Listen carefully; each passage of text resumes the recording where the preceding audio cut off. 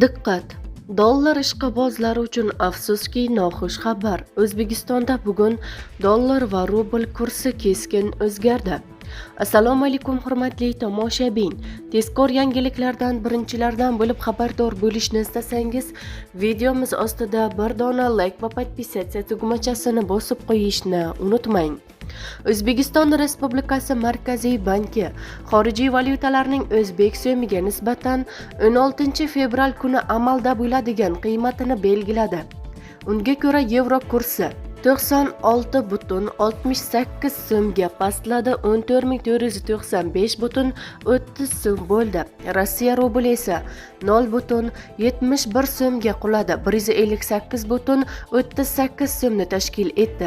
Dollarning rasmiy kursi esa 54,6 so'mga pastladi, 12,220,98 so'm bo'ldi deyiladi xabarda.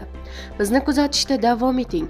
Kanalimizga obuna bo'lib, podpisatsiya tugmachasini bosib qo'yishni unutmang.